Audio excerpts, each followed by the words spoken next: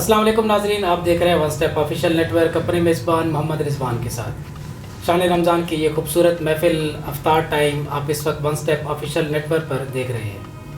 ناظرین، آج کی ہماری گفتگو کا موضوع ہے نبی کریم صلی اللہ علیہ وسلم کی شفاعت۔ ہمارا سب کا عقیدہ ہے کہ بروز قیامت اللہ رب العزت کا جہاں پر ہمیں دیدار ہوگا وہاں پر نبی کریم صلی اللہ علیہ وسلم کی شفاعت بھی نصیب ہوگی۔ آج 24 رمضان المبارک 1441 ہجری ہے، اور اسی حوالے سے جو میرے ساتھ شامل گفتگو مذہبی اسکالر موجود ہیں، عطا المصطفیٰ صاحب، آپ کا وقت دینے کا بہت شکریہ۔ میرے ساتھ ثنا خان مصطفیٰ ہمیشہ کی طرح موجود ہیں، سید تنویر کاظمی صاحب، شاہ صاحب آپ کا بھی بہت شکریہ ٹائم دینے کا۔ عطا المصطفیٰ، آج ہم بات کریں گے نبی کریم صلی اللہ علیہ وسلم کی شفاعت کے حوالے سے۔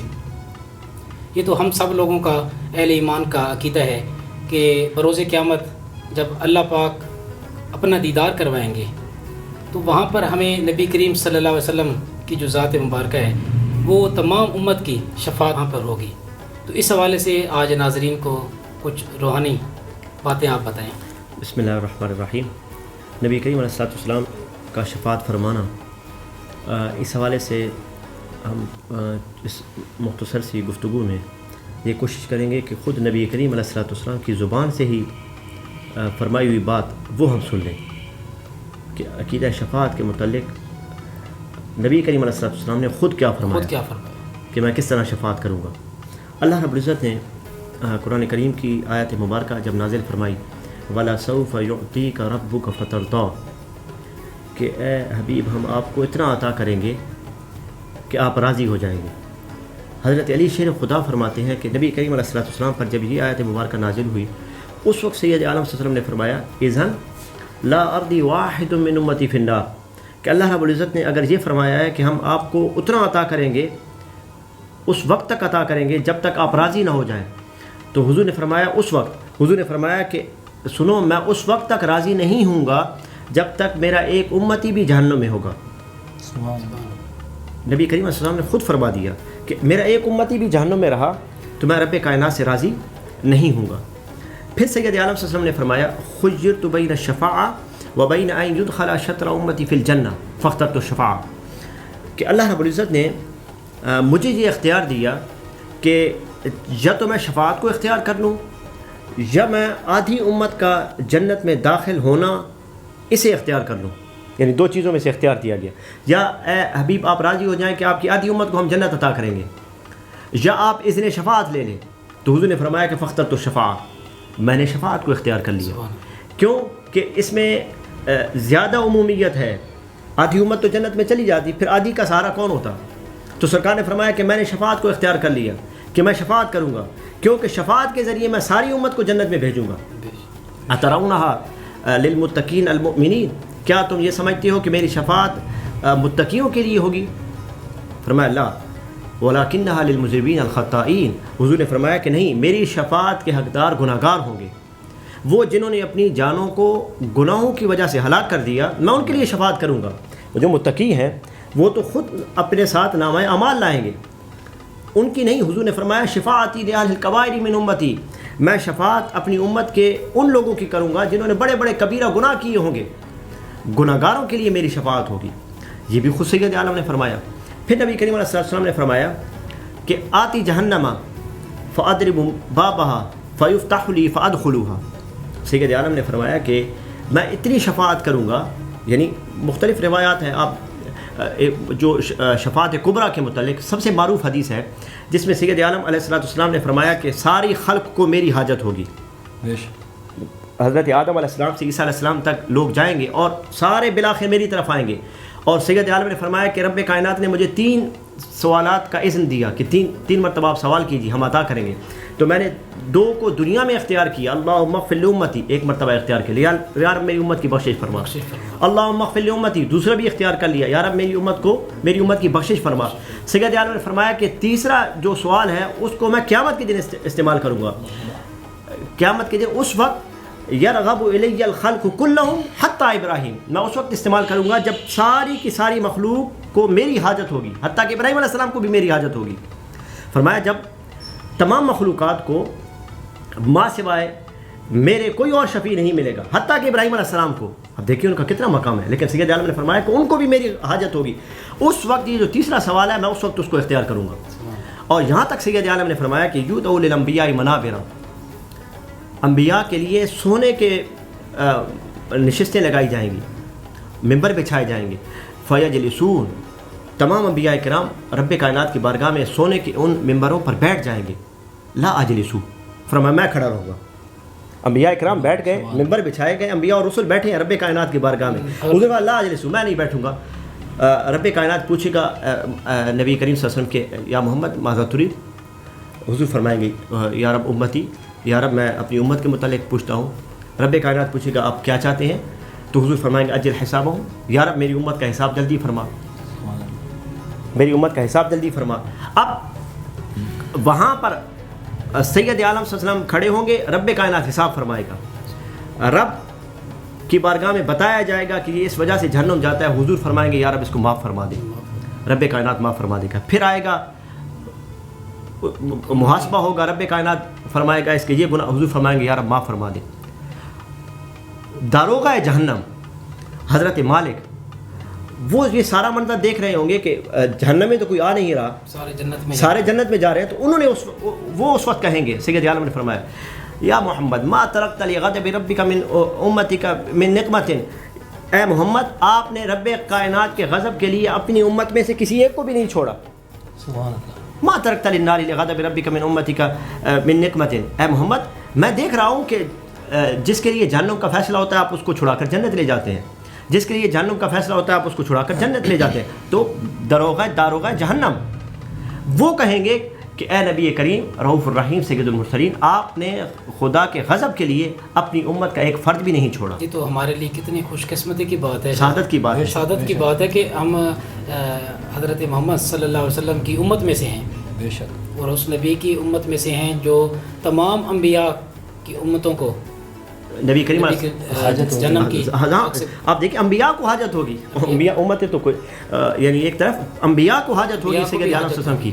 حضور نے فرمایا کہ وہ سارے پھرا کے میری طرف آئیں گے. انا لا میں کہوں گا. جب نفسا نفسی کا دور ہوگا، سورج کتنا قریب ہوگا، اس کی تپش میں کتنا اضافہ ہوگا، محشر کی وہ گرمی ہوگی، خدا کا ناراضگی ہوگی، اس وقت سید عالم نے فرمایا کہ میں شفاعت کروں گا. اس منظر کو بھی اگر انسان تصور کرے شاہ صاحب تو ایک خوفناک سا منظر، ایک دل دہلا دینے والا منظر ہے کہ جب نامہ اعمال آپ کے سامنے پڑھے جا رہے ہوں اور آپ کی ساری زندگی کی غلطیاں ایک طرف ہوں اور وہ پلڑا بھاری ہو رہا ہو، یقیناً وہاں پر اگر آپ کو نبی کریم صلی اللہ علیہ وسلم کی جو شفاعت ملے تو اس سے گناہ گاروں میں آ کے شامل پارسا ہوں گے. سبحان اللہ. شفیع حشر جب دامان رحمت میں چھپائیں گے.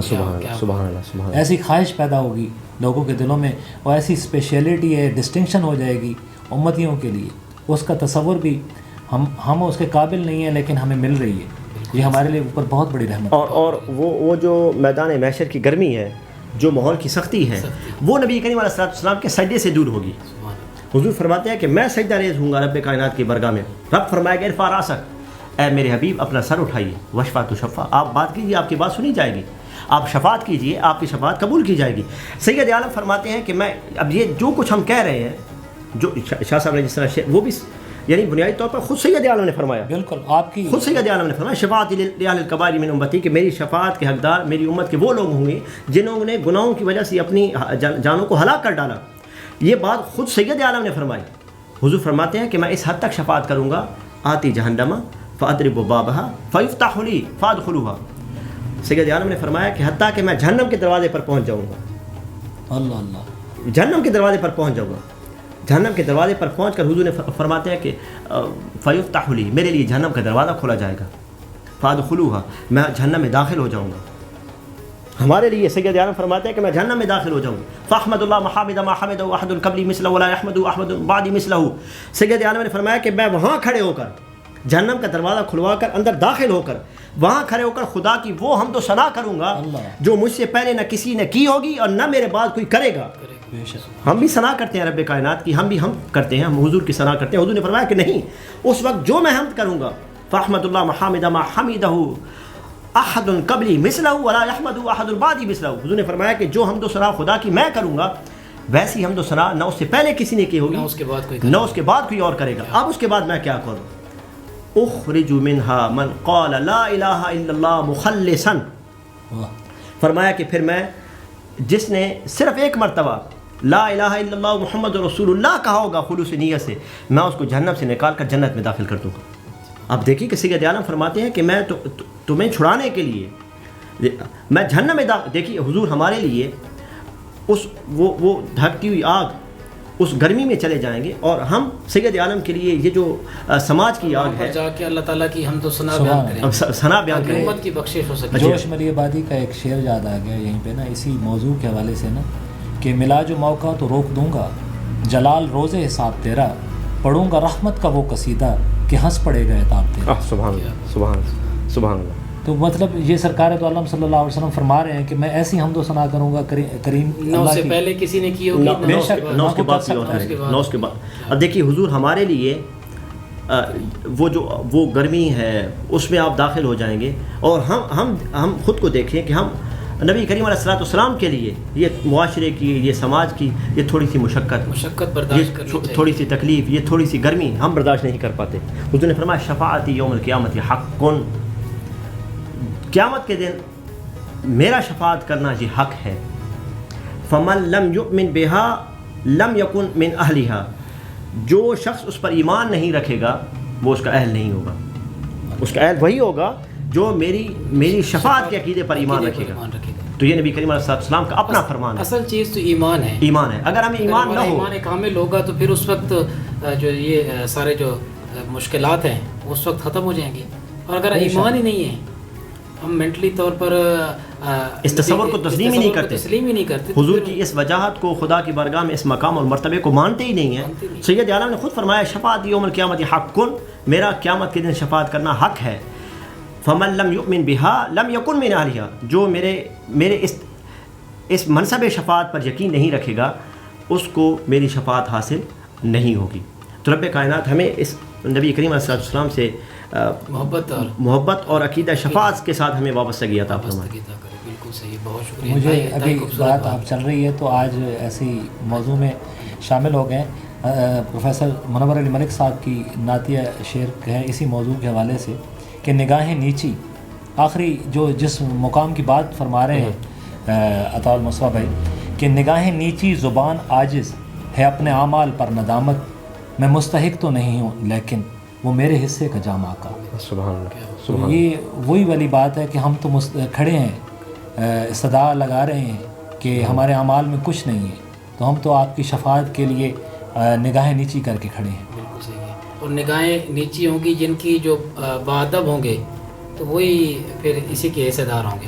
اور ہم نے رمضان المبارک بے ادب لوگوں کو کچھ نہیں ملتا. رمضان شریف کی ان ساعتوں میں یاد ہی سید عالم کی شفاعت کو اس لیے کیا کہ رب کائنات ہمیں بھی اس کا حقدار بنا. یہ آخری عشرہ ہے، تو آخری عشرے کے اندر تو خوبصورت موضوع.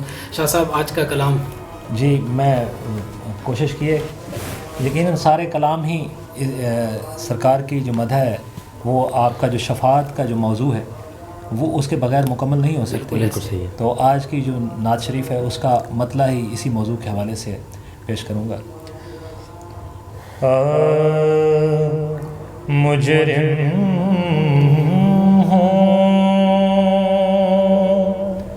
دل سے خوف قیامت نکال دو، مجرم ہوں دل سے خوف قیامت نکال دو، سایہ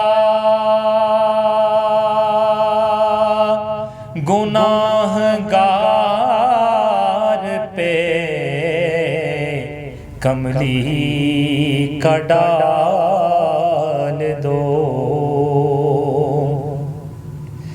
سایہ گناہ گار پہ کملی کا ڈال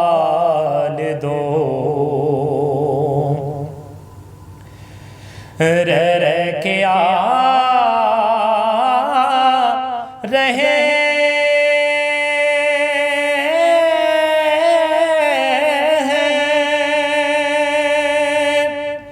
یہ لب پر سوال دو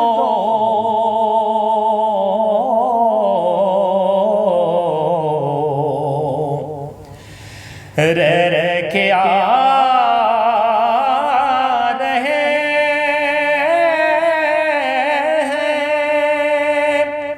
یہ لب پر سوال دو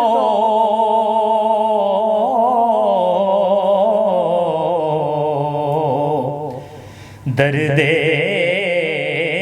اویس دو مجھے سوزے بلال دو سایہ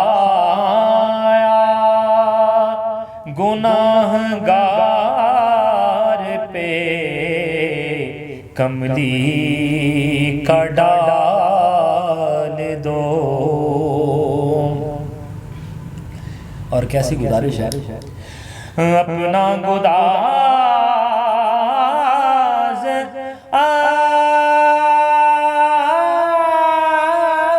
اپنی تڑپ اور اپنا اضطراب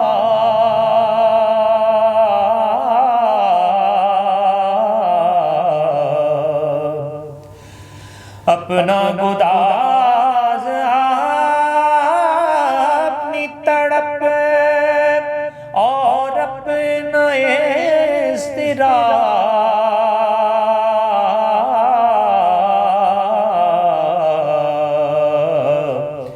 جھولی میں ڈال دو میری جھولی میں ڈال دو سایہ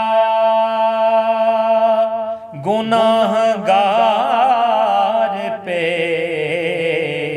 کملی کا ڈال دو. اور کیا خیال ہے کہ روئے ہلال ماہ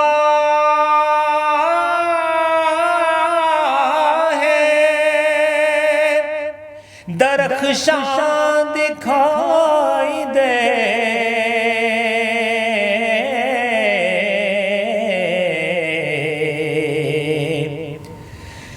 روئے ہلال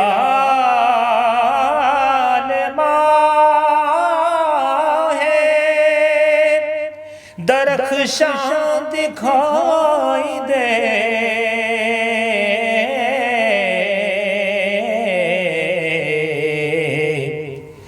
تھوڑی سی خاک اس پہ مدینے کی ڈال دو تھوڑی سی خاک اس پہ مدینے کی ڈال دو.